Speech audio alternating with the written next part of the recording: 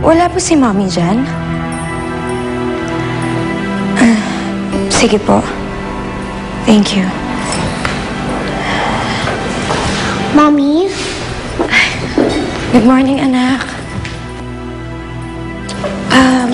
Gutom ka na ba? Sorry hindi pa ako nakapagluto ng breakfast.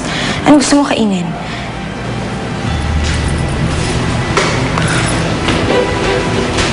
Hindi pa po nagluto si Mamita?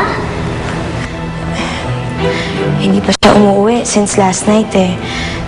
Pero gusto mo kain na lang tayo sa labas. Okay? Tara, kain na lang tayo sa labas.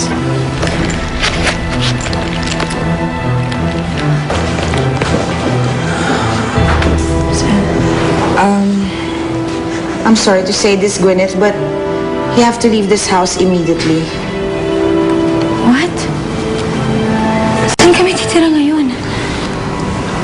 I'm really sorry. At gusto ko rin sabihin sa'yo na tuloy ang kaso ng network laban sa'yo. Well, sisiguraduhin daw nila na pagbabayaran mo ang pagtalikod mo sa kanila.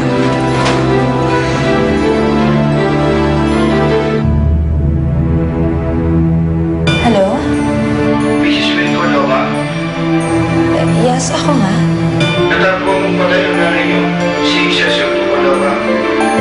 Tutuloy ba tayo kay Dave o hindi? Baka mamaya, isipin ng tao na malapit lang ako sa kanya kapag kailangan ko ng tulong. Eh, ano bang uunahin natin? Yung iisipin nga o yung mailigtas yung kapatid mo? Nahihilo ka na ba sa kakahanap sa kapatid mo? Pakawalan mo na yung kapatid ko, Lester! Ako na lang ang harapin mo! Darating din tayo dyan. Miss na miss ka na nga ng kapatid mo eh. Babaliw ka na, Lester! Babaliw ka na! Baliw mo! O anong gagawin mo? Ha? Ang ina ng sikat na press na si Gwyneth Cordova ay natagpo ang patay sa nitik na lugar sa Quezon City. Mamita, totoo po ba to? Patay na po si Mamita.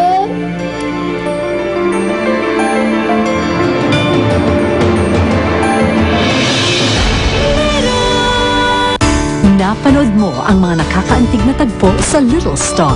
Hatid sa inyo ng Time at New Best Ever Sun.